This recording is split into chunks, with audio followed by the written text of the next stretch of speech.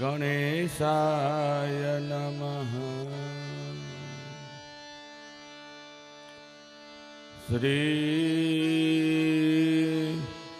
सरस्वती नमः। श्री गुरुभ्यो नमः।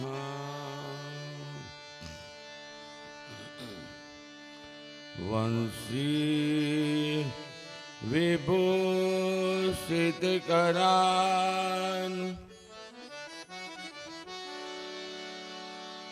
नवनीरदाब्रा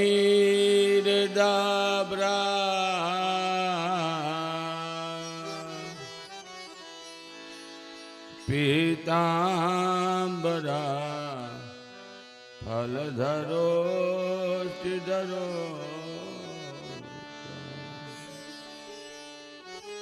पूर्णेन्दुसुन्दर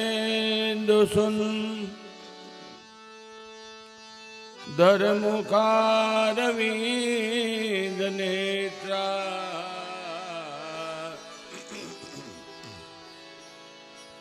कृष्णात् किमपिता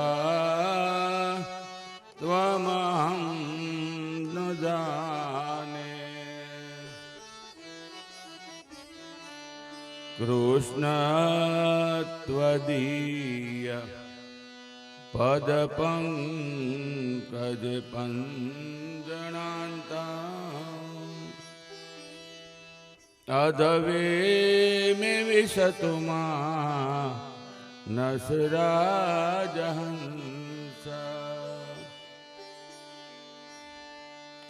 वासुनाथ वासुदेवस्य वासितं भुवनत्रयम्।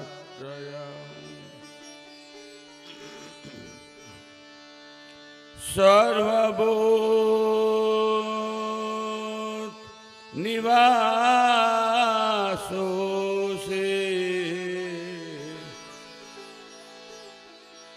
वासुदेव नमोस्तुते।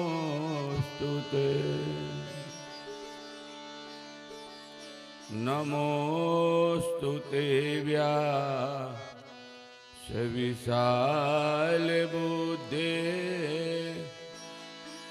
फूलारविंदा यपतने।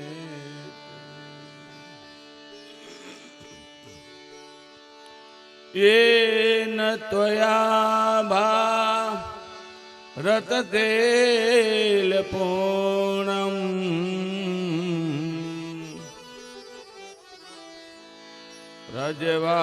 प्रज्वालितोऽग्ना न मया प्रदीपा।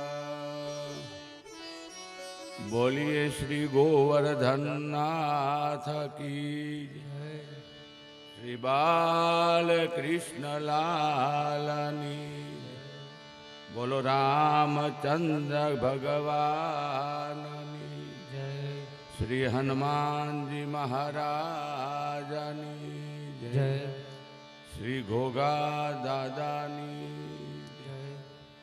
सद्गुरु देवनी सनातन धर्मनी जय। बोलो पितृनारायण भगवान ओम नमः पार्वती पतये हर हर महादेव।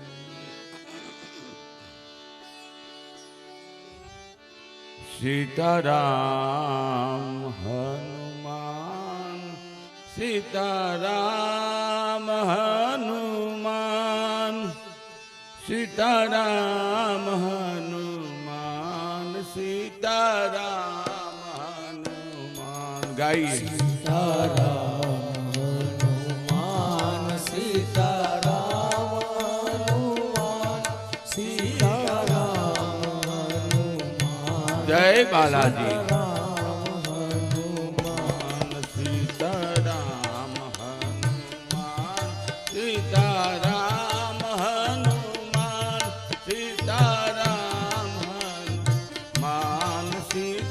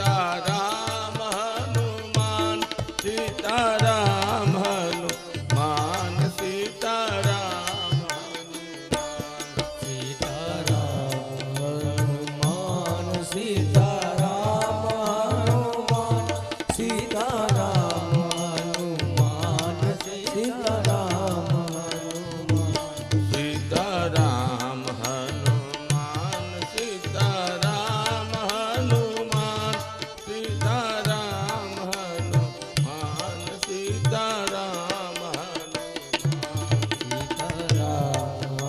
हनुमान सीताराम मानपुर हनुमान जी महाराज ने सीताराम हनुमान सीताराम अबे राम सीताराम हनुमान सीताराम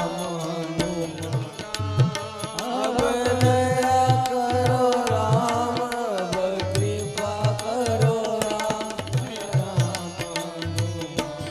सीताराम हनुमान सीताराम हनुमान सीताराम हनुमान सीताराम हनुमान सीताराम हनुमान सीताराम हनुमान सीताराम हनुमान सीताराम हनुमान सीताराम हनुमान सीताराम हनुमान सीताराम हनुमान सीताराम हनुमान सीताराम हनुमान सीताराम हनुमान सीताराम हनुमान सीताराम मान सीताराम हनुमान सीताराम हनुमान सीताराम हनुमान सीताराम तमपेत कृत्यम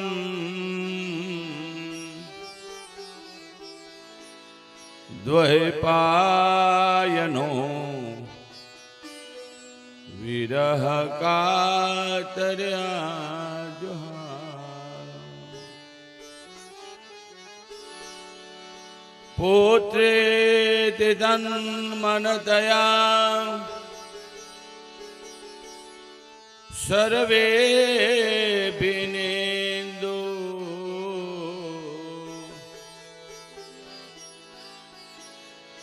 तम सर्वभू हृदया मुनिमानतोऽस्मि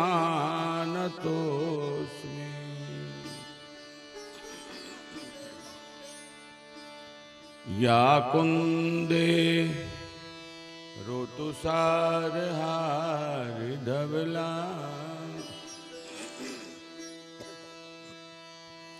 या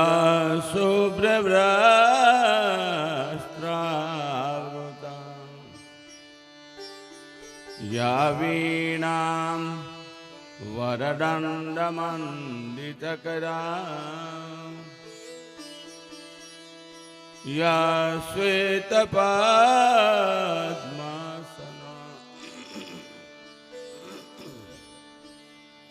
या ब्रह्मा च्युतिशङ्कर प्रकृतिभिः देवे सदा वन्दिता सा मां पातु सरस्वती भगवती निशेषजाड्यापहा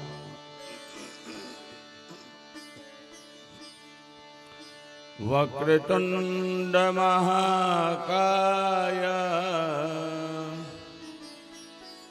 सूर्यकोटि समं प्रभा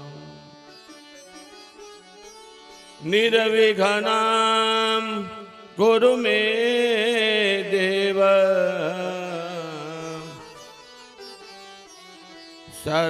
सर्वकार्येषु सर्वदा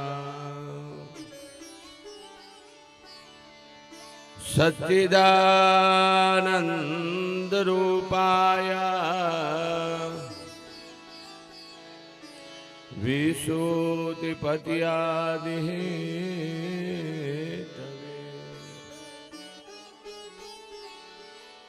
તાપત્રય વિનાશાય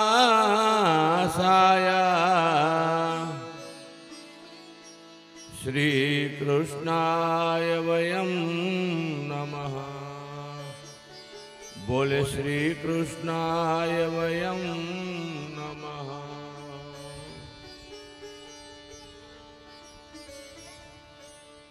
સતચિત આનંદ પરમાત્મા પરિબ્રહ્મને નમસ્કાર કરીએ. આજ ચતુર્થ દિવસે ભાગવત કથાના પ્રસંગને આગળ વધારીએ. બપોરે આપણે એક કથાને ત્યાં વિરામ આપ્યો હતો.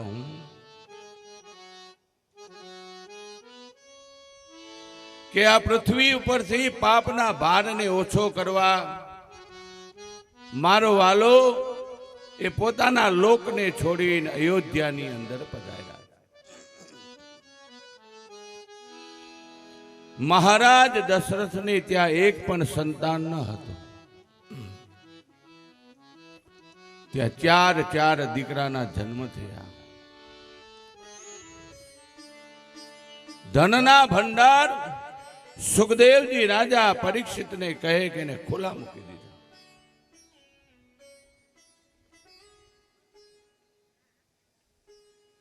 એને ધનના ભંડારને ખુલ્લા મૂકી દીધા.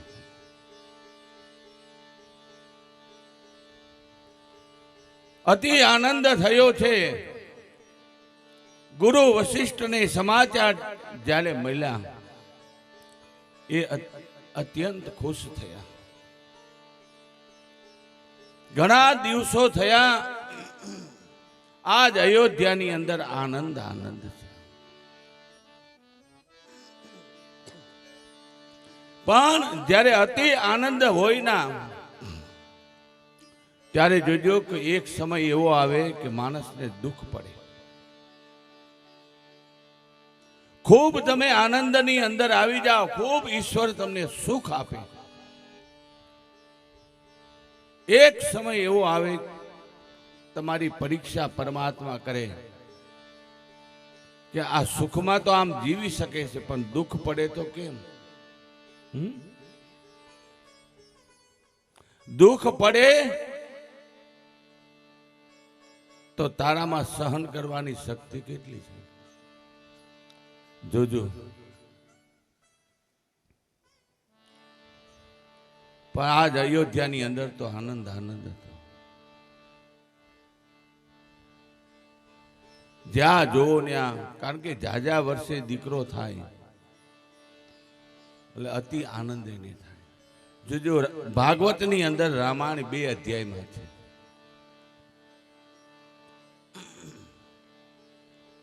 પણ જેટલું મને આવડે છે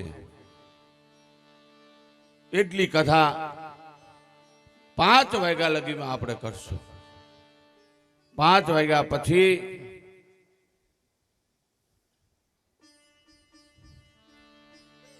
આપણે કૃષ્ણ જન્મ તરફ પ્રયાણ કરશું.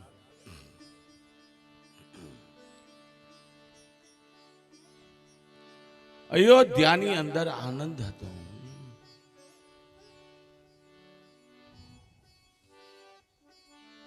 રાજા દશરથના પ્રાણ આધાર રામ ઝૂલે પારણીએ.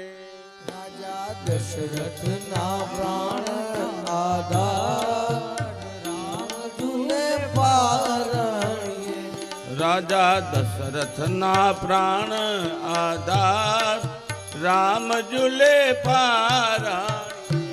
રાજા દશરથના પ્રાણ આધાર રામ ઝૂલે પારણીએ. માતા કૌશલ્યાના કોડિલા કુમાર રામ ઝૂલે પારણીએ. માતા કૌશલ્યાના કોડિલા કુમાર રામ ઝૂલે પારણીએ. ચારે ભાઈઓ આજ પારણિયાની અંદર પૂજા. એ ત્રણેય રાણીઓ એને હાલરડા ગાય છે, અતિ આનંદ. હવે તો વિચાર કરજો, તુલસી વર્ણન કરતા કહે છે કે જ્યારથી રામ, ભરત, લક્ષ્મણ અને શત્રુઘ્નના જન્મ થયા,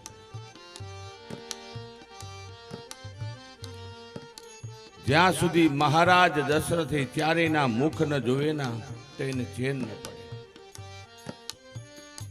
અતિ આનંદ એને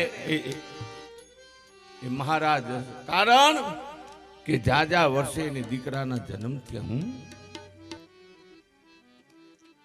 જાજા વર્ષે એ સંતાનો જ્યારે એના ઘરે જન્મ થયા, એક સમય એમ કહેવાય મહારાજ દશરથ રથ લઈ એ પોતાના ગુરુ એવા વશિષ્ઠના આશ્રમે પહોંચ્યા છે. બંધવો રામ રઘુબરે કોઈ, રામ જય રામ જય જય રામ. એ તો કૃષાનું બાતુ હિમ કરહી, શ્રી રામ જય રામ જય જય રામ. શ્રી રામ જય રામ જય જય રામ. શ્રી રામ જય રામ જય જય રામ. મહારાજ દશરથ જ્યારે એમ કહેવાય ગુરુ વશિષ્ઠના આશ્રમમાં ગયા, ગુરુ વશિષ્ઠે જોતા સુંદર મજાનું આસન બિછાવી એને કહે, પધારો રાજન, હું આવવાનો હતો, હું તમારા ઘરે આવવાનો હતો, પણ આજ તમે મારે ત્યાં આવ્યા. એ કહે, ગુરુવર્ય, હું જ્યારે દુખી હતો, મારા ઘરે શેર માટીની ખોટ હતી, ત્યારે હું આવ્યો હતો, પણ આજ તમારી કૃપા થકી મારા ઘરે સંતાન થયા. ગુરુના ચરણમાં નમન કરી અને કહ્યું કે બાપજી, હવે એક કામ કરો, મારા ચારેય દીકરાના નામકરણ તમે કરો. નામકરણ એ તમે કરો. એટલું કહ્યું ના ગુરુ વશિષ્ઠને ખૂબ આનંદ થયો. અરે દશરથ, હું એનું નામકરણ કરીશ, પણ તને કહું ના, તારા ઘરે જન્મેલા એ કોઈ સામાન્ય માનવ નથી. એ તો એ જગત, તારી કીર્તિ જગતની અંદર એ ફેલાવી દેશે. તારી કીર્તિ એ જગતમાં ફેલાવશે. એક સમયે ગુરુ વશિષ્ઠ ગયા છે, ચારેયના નામકરણ કર્યા છે. હે રાજન, જ્યારે ગુરુ વશિષ્ઠ આવ્યાના ત્યારે સુંદર આસન બિછાવી એનું સ્વાગત કર્યું અને ત્રણેય રાણીઓ પોતાના સંતાનોને લઈ તૈયાર કરી અને એમ કહેવાય કે રાજમહેલમાં જ્યારે આવ્યા, ગુરુની પાસે જઈને પગે લગાડ્યા અને પછી હાથ જોડીને કહ્યું કે હે ગુરુવર્ય, હવે આનું તમે નામકરણ કરો. કૌશલ્યાના ખોળાની અંદર જે બેઠા હતા ના, એને કહ્યું કે હે મહારાજ દશરથ, કે આના ખોળામાં જે બેઠા છે ના, એનું એક વાર કોઈ માણસ નામ લેશે ના તો એને આરામ પ્રાપ્ત થશે. એના જન્મો જન્મની અંદર એને એને એને દુઃખ નહીં આવે. જોજો, અને રામાયણ આદિ તમામ ગ્રંથો કહે, એક વખત તમે રામ એમ બોલો ના તો વિચાર કરજો, રામ શબ્દ બોલવાથી કેટલો ફાયદો છે. મનને શાંતિ મળે. માટે નામ તો અનેક રહેશે, પણ હે દશરથ, આનું નામ હું રામ રાખું છું.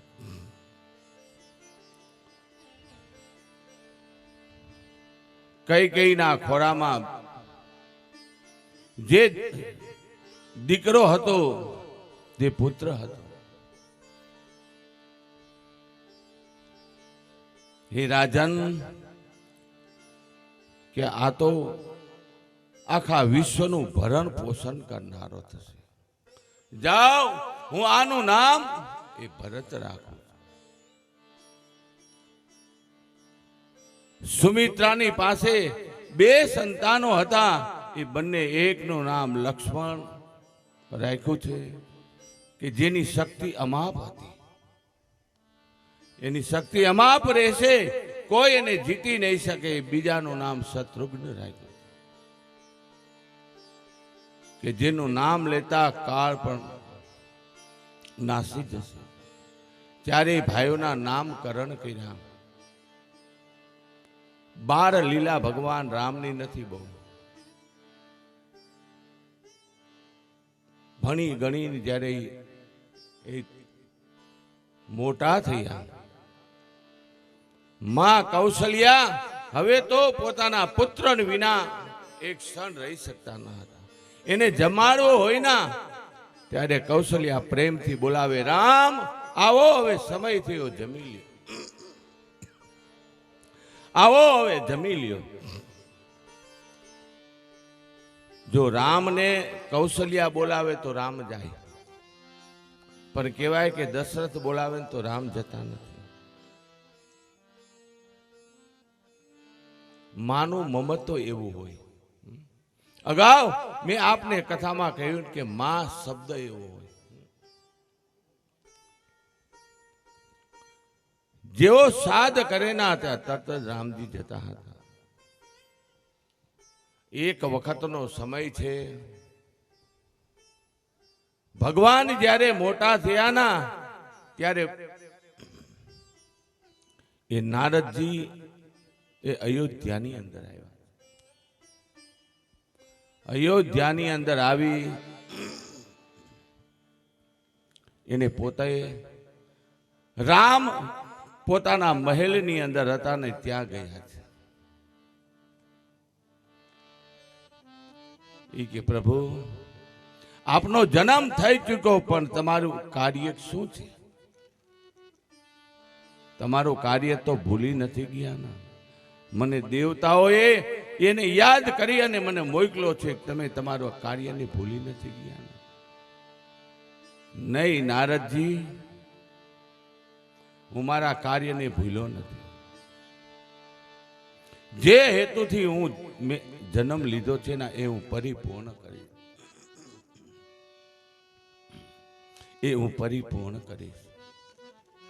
એ જ સમયે કહેવાય કે વિશ્વામિત્રના યજ્ઞને રાક્ષસો પરિપૂર્ણ કરવા દેતા ન હતા, એટલે વિશ્વામિત્રજી આજ એ અયોધ્યાની અંદર આવે છે.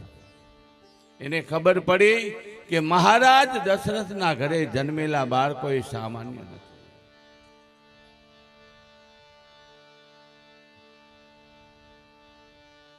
એક છાત્રો એક મુકોટ મની સબ બરની પર જો તુલસી રઘુબર નામ કે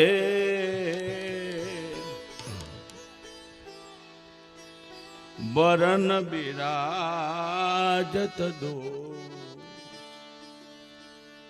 એક વખત અયોધ્યાની અંદર કહેવાય કે વિશ્વામિત્રજી જ્યારે પધાર્યા, રામ અને લક્ષ્મણ રમતા હતા.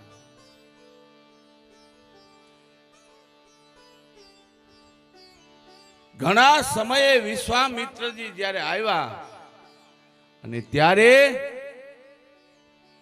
આ તો મહારાજ દશરથે એને કહ્યું કે પધારો, એ મુનિવર્ય, આજ તમે મારા આંગણીએ પધાર્યા છો ને, મને અતિ આનંદ થયો. ખૂબ ચર્ચા કરી અને વિશ્વામિત્રજીએ કહ્યું કે હે રાજન, તું તો ભાગ્યશાળી છો. તું ભાગ્યશાળી છો કે તારા ઘરે 4 દીકરા થયા. સાંભળ રાજન, હું તને આજ કહું છું કે હું તારા રાજ્યની અંદર શા માટે આવ્યો છું. તો સાંભળ, હું તારા રાજ્યની અંદર મારો આવવાનું કારણ એ મારો નિજ સ્વાર્થ નથી. મારો કોઈ નિજ સ્વાર્થ નથી. કહે, હે મુનિવર્ય, મારી જે જરૂર હોય ના એ તમે મને કહો.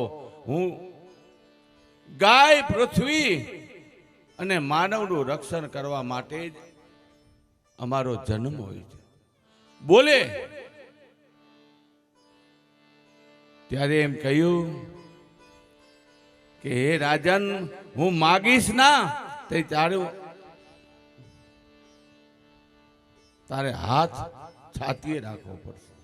મારી માગણી બીજી કશી નથી. મારા યજ્ઞને પરિપૂર્ણ રાક્ષસો થવા દેતા નથી ના, એટલા જ માટે આજ હે રાજન,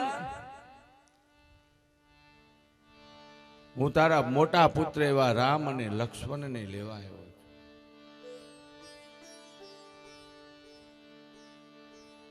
રામ અને લક્ષ્મણને લેવા આવ્યો એટલું જ્યારે બોલ્યા ના, ત્યારે કહ્યું, હા હા વિશ્વામિત્ર, વિચાર તો કરો. જો આ જગ્યાએ કોઈ બીજી વ્યક્તિ હોત ના તો એની જીભને ખેંચી લે. તમે માગણી કરી છે, આટલા વર્ષે મને પરમાત્માએ સંતાન આપ્યા છે, અને કયો એવો નિષ્ઠુર બાપ હોય કે પોતાના સંતાનને એમ કહે કે તમે જંગલમાં જાઓ? કોણ હોય એવો?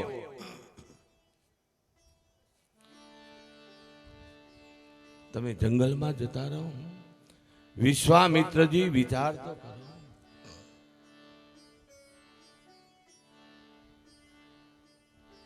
મેં તને કહ્યું તું ને હે રાજન કે તારી છાતી ઉપર હાથ મૂક, કારણ તું તો ક્ષત્રિય કુળની અંદર જન્મો છો. રઘુકુલ રીતિ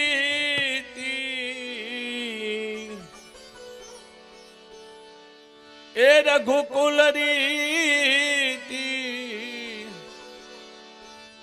સદા ચલી આઈ, પ્રાણ જાય અરુ બચન. હે રાજન, તારા કોણની અંદર તો કેવા થઈ ગયા. તો વિચાર કર, તું ક્ષત્રિય કોણની અંદર જન્મો છે ના, અને એની અંદર એ એક વખત વચન દઈ દે, પછી કદાચ મરણ આવે ના તો પણ એ પાછો ન હટે. એ તો મને વચન આપ્યું છે, તો એમ કે હું વચન ભંગ થયો છું તો હું જતો રહું.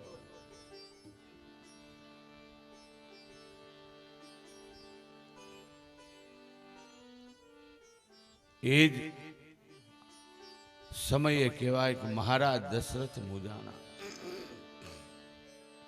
એ મુનિવર્ય, કંઈક તો વિચાર કરો, તમે શેની માગણી કરી છે? સૂરજ, મારો દાદો જ્યારે ક્ષિતિજ માંથી બહાર આવે ના, અને એ જ સમયે હું મારા સંતાનને જોઉં નહીં ના, તો મારા ઘરે પાણી ન ઉતરે. જ્યારથી મારો રામ, લક્ષ્મણ, ભરત અને શત્રુઘ્ન એ જન્મા છે ના, એ ત્યારેના મુખને જોઈને હું પાણી ઉતારું છું. કૃપા કરો, મારા રાજ્યની સંપત્તિ લઈ જાઓ, મારા હથિયારો લઈ જાઓ, હાથી ઘોડા મારું સૈન્યને લઈ જાઓ, પણ કૃપા કરીને હે મુનિવર્ય, આપને કહું છું ના કે મારા રામને તમે નહીં મારો. મેં તને એક કીધું ના કે હું જે હેતુથી આવ્યો છું એમાં મારું કલ્યાણ નથી, આ તો લોક કલ્યાણ છે. એ જ સમયે એમ કહેવાય કે ગુરુ વશિષ્ઠ આવી ગયા છે. ગુરુ વશિષ્ઠે આવીને વાતને જ્યારે સાંભળીને ત્યારે એને કહ્યું, હે રાજન, વિશ્વામિત્ર એ પોતાના યજ્ઞને પરિપૂર્ણ કરવા તારા પુત્રને લેવા આવ્યા. તારા સંતાન ઉપર તને પ્રેમ છે, પણ વિચાર કરો એ પ્રેમ એવો હોવો જોઈએ કે જે પ્રેમની અંદર કર્તવ્યને ન ભૂલાય. તારું કર્તવ્ય આ પૃથ્વી એનું રક્ષણ કરો, ગાયની રક્ષણ કરવાનું છે. હું તને કહું છું ના, હજી એને માગણી કરી છે પ્રેમથી, તું કહે કે હે મુનિવર્ય, તમે મારા રામ અને લક્ષ્મણને લઈ જાઓ. છતાં વિચાર કરજો, ભરત મહારાજ દશરથ કશું મહિના નથી, અને એ જ સમયે રામ અને લક્ષ્મણ તૈયાર થઈને પોતાના પિતાની પાસે આવ્યા ના, ત્યારે એનું મુખારવિંદ ઉતરી ગયેલું હતું. એને કહ્યું, પિતાજી તમારું મુખ કેમ એટલું ઉતરી ગયેલું છે? સર્વ હકીકત એને ગુરુ પાસેથી સાંભળી. મહારાજ દશરથ કશું બોલી શકતા ન હતા. એને જાણ્યું ના ત્યારે કહ્યું, રે રે પિતાજી, તમે વિચાર કરો કે આપણા ક્ષત્રિયોનો ધર્મ એ તો ગાય અને પ્રજાનું રક્ષણ કરવાનું. ખુશીથી તમે વિશ્વામિત્રજીને કહો કે મારો રામ અને લક્ષ્મણ એ તમારી યજ્ઞની રક્ષા કરવા માટે જરૂર આવશે. રામ જ્યારે બોલ્યા ના ત્યારે વિચાર કર્યો, તુલસીએ વર્ણન કરીને કીધું છે કે રામ એટલું જ બોલ્યા કે મારો અને તમારો જન્મ એ આ પૃથ્વી ઉપર એ ગાય અને પૃથ્વીની રક્ષા કરવા માટે છે.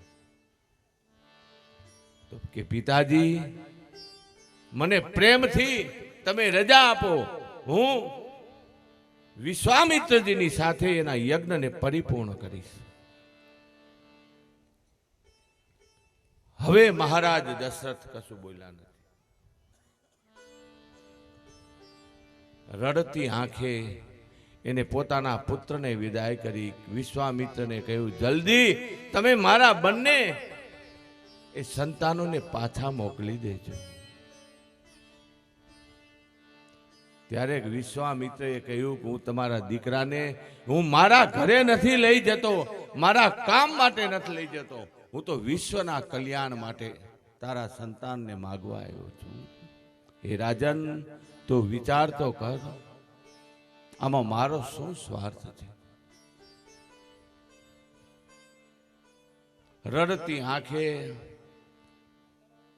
એમ કહેવાય કે રામ અને લક્ષ્મણ જ્યારે જતા હતા ત્યારે કહેવાય કે બંને ભાઈઓએ પોતાની ત્રણેય માતાઓને પ્રણામ કરી તૈયાર થઈ. પણ જોજો કૌશલ્યા, કઈ કઈ કે સુમિત્રા એમ નથી બોલ્યા કે તમે ક્યારે આવશો. બહુ સંસ્કારી હતા. આ તો ખાલી જંગલમાં એ રાક્ષસોના સંહાર કરવા માટે જતા હતા.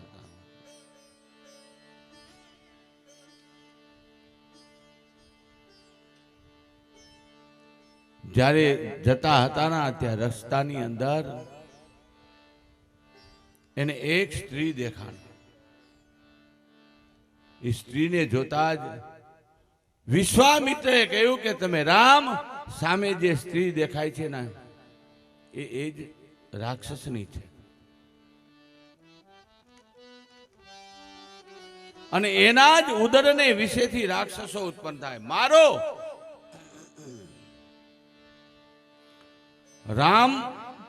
રામાયણની અંદર એમ કહેવાય, રામ કથામાં જો પેલો વધ કોઈ રામે કર્યો હોય ને તો એને સ્ત્રી જાતિ જે રાક્ષસની હતી, કે જેના ઉદરને વિશેથી રાક્ષસો જન્મ્યા હતા, એને મારી છે. અને કૃષ્ણ જન્મની અંદર જો પેલો વધ કોઈ ભગવાન કૃષ્ણે કર્યો તો પૂતનાનો કર્યો. બંનેની અંદર એને મારી, કારણ કે આના ઉદરને વિશેથી રાક્ષસો જન્મે. એને મૂળને તોડી નાખ્યું, મૂળને કાપી નાખ્યું. એ કહી બાણ, એ કહી બાણ પ્રાણ હણી લીના. એક બાણનું સંધાન કર્યું ના તો તારકા નામની રાક્ષસીના છાતીમાં ગયું. ગત પ્રાણ, ભગવાન એના પ્રાણને ખેંચી લીધા. પ્રાણને ખેંચી લીધા. બીજા દિવસે જ્યારે યજ્ઞ ચાલુ થયો, જેટલા રાક્ષસો આવ્યા બધાનો એક જ બાણ મારે છે. આખી રામાયણની અંદર તમે જોશો ના તો ભગવાને બીજા બાણનો પ્રયોગ નથી કર્યો. બીજા બાણનો પ્રયોગ ભગવાને કોઈને મારવા માટે નથી કર્યો. એક હી બાણ પ્રાણ હણી લીના. પણ વિચાર કરજો, રાવણને મારવો હતો ના ત્યારે 31 બાણનો પ્રયોગ કર્યો. 30 બાણ માર્યા ત્યાં લગી રાવણ મર્યો નહીં, કારણ કે એની નાભીની અંદર અમૃતનો કુંભ હતો. એ કોઈને ખબર ન હતી, એ મરે નહીં. પણ વિચાર કરજો, ઘર ફૂટે ઘર જાય. એ જ વિભીષણે એને ભગવાન રામજીને કહ્યું કે પ્રભુ, તમે એને ગમે તેટલા બાણ મારશો ના તોય રાવણ નહીં મરે. જો તમારે રાવણને જ મારવો હોય ને તો એક કામ કરો, એના નાભીની અંદર બાણ મારો. ત્યારે એ જ પરમાત્મા રામે એમ કહેવાય બાણનું સંધાન કર્યું અને રાવણના નાભીની અંદર જ્યારે માર્યું, એની અંદર રહેલા અમૃતનું એને ચૂસી લીધું અને ગતઃ પ્રાણ રાવણને મારી નાખ્યું. બાકી આખી રામાયણની અંદર એક બાણે રામ દુશ્મનોનો, રાક્ષસોનો સંહાર કરતા હતા.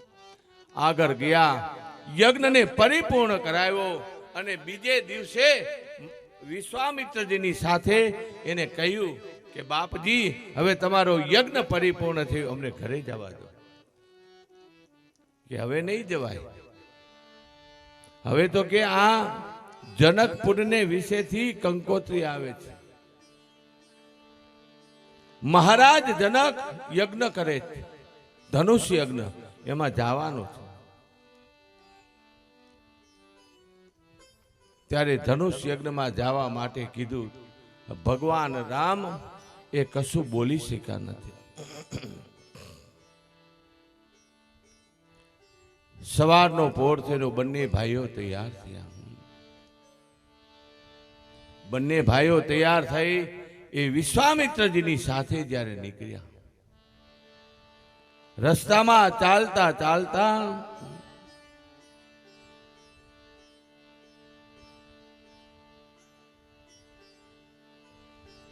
તો એને જોયું નહીં તો એક નિર્જન આશ્રમ એને જોયો છે. એ નિર્જન આશ્રમની અંદર કોઈ હતું નહીં. એ આશ્રમની અંદર એક મોટી શિલા પડી હતી અને શિલા ને જોઈને ભગવાન રામજી એ વિશ્વામિત્રજીને કહ્યું કે ગુરુવર્ય, આ આશ્રમ તો એકદમ નિર્જન છે, તો શા કારણે એ અહીંયા છે? ત્યારે કહે કે સાંભળો રાજન, હે દશરથ નંદન, હું આપને આની હકીકત કહું. ગૌતમ ઋષિ હતા, એ ગૌતમ ઋષિના પત્ની કે જેનું નામ અહલ્યા હતું, એ સતી સ્ત્રી હતા, પણ જેને મનની અંદર પહેલેથી રાગ અને દ્વેષ છે. એવો ઇન્દ્ર આજ સતીત્વને ભંગ કરવા માટે એમ કહેવાય કે ગૌતમ ઋષિના વેશને લઈ એ આ આશ્રમની અંદર આવ્યો હતો.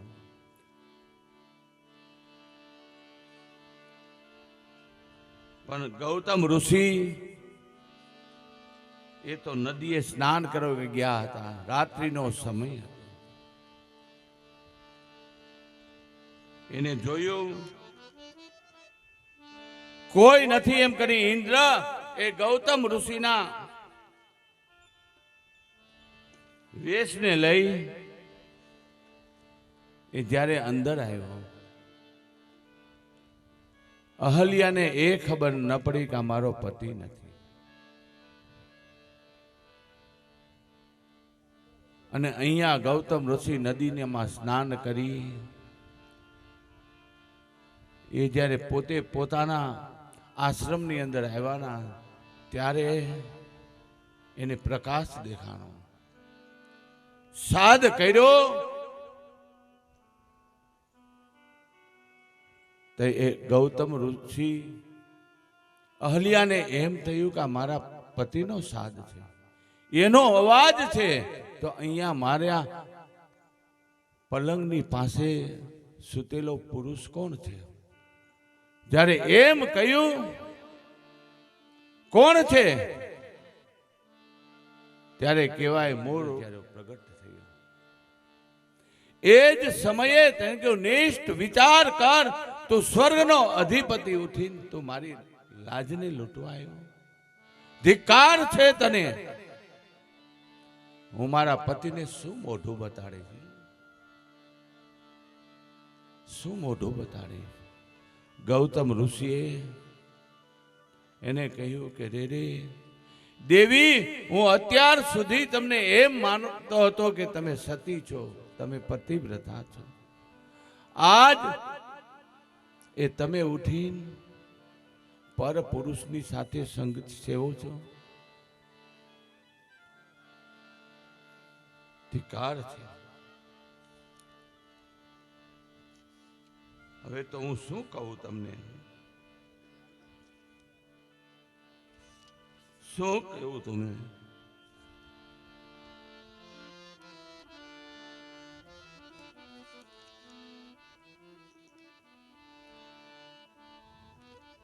અને ત્યારે ગૌતમ ઋષિએ શ્રાપ આપ્યો કે તું મારી લાયક નથી. હે અહલ્યા, હે દેવી, અત્યાર સુધી મને એમ હતું કે તું પતિવ્રતા છો. જા, મારો તને શ્રાપ છે. આજ શરીર અહીંયા પથ્થર બનીને રહે. એ અહલ્યાની આ પથ્થર બની રહે છે. વિશ્વામિત્ર જે કહ્યું કે રામ, એ જ્યારે પથ્થર બની એ પેલા એને કહ્યું કે એ નાથ, તમે કંઈક ઇતિહાસ તો જુઓ. મને એ ખબર ન હતી કે તમે તમારા રૂપની અંદર આવ્યો છે. પણ આજ તમે મને શ્રાપ દીધો. તમે મારા પતિ છો ના, તો હું પતિના શ્રાપને હું મારી માથે ચડાવું છું. હું મારે માથે ચડાવી એટલું જ કહું છું કે આ શ્રાપમાંથી મને તમે મુક્ત કરો. ત્યારે કહેવાય કે ગૌતમ ઋષિને થોડુંક દિલમાં દુઃખ થયું. કારણ કે બંનેને પ્રેમ એટલો જ હતો. ત્યારે કહ્યું કે સાંભળો દેવી, હવે મારા મુખની અંદરથી શ્રાપ નીકળી ગયો, તમે પથ્થર બની જશો. પણ જ્યારે રામ ગુરુ વિશ્વામિત્રજીની સાથે જનકપુરને વિશે જતા હશે ના, ત્યારે સાંભળો દેવી, એ આ તમારા નિર્જન આશ્રમની અંદર આવશે. એ તમારી હકીકત જાણશે, એના પગની રજ આ પથ્થરને લાગશે ને, ત્યારે તમારી મુક્તિ થશે. વિશ્વામિત્રજીની આ વાતની ખબર હતી. એને કહ્યું કે હે રામ, આજ આટલા વર્ષોથી આ પથ્થર એ કોઈ સામાન્ય પથ્થર નથી, એ તો અહલ્યા છે. તમે એને પગ લગાડો. જે સમયે ભગવાને પોતાનો પગ એ પથ્થરને લગ્યો ને એક ક્ષણે તુલસી વર્ણન કરે, અહલ્યા પથ્થરમાંથી નારી બની ગઈ. નારી બનતા હાથ જોડીને એને પ્રભુની પ્રાર્થના કરી, ધન્ય છે પ્રભુ, આજ મારો ઉદ્ધાર થયો. એને હાથ જોડીને પરમાત્માની પ્રાર્થના કરી, પ્રભુ હું તો સ્ત્રી જાત છું, હું તો બીજું કશું જાણતી નથી, પણ આજ તમે મારો ઉદ્ધાર કર્યો છે. પરસદ પદ પાવન દસો પ્રગટ ભય તુમ પુંજ સહી. ચંદ્ર કૃપાલો ભજમાન હરણ ભય દારુણમ. પરસદ પદ પાવન શોક નસામ પ્રગટ પુંજ મહી. શ્રી રામ ચંદ્ર કૃપાલો ભજમાન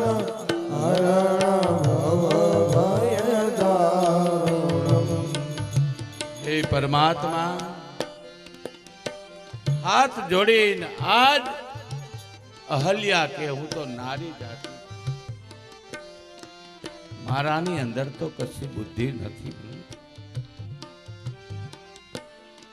દેખત રઘુનાયક જાન સુકત સન્મુખ હોઈ કરી. શ્રી રામ ચંદ્ર કૃપાલો ભજમાન હરણ ભય દારુણમ.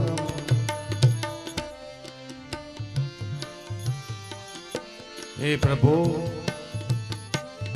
મારા જન્મો જન્મના પાપને આજ તમે બાળી અને બચો. હું તો અધમ કહેવાઉં, મેં તો પાપ કર્યું છે, છતાં મારા જેવી પાપીને આપના પગનો સ્પર્શ થયો, મારો ઉદ્ધાર.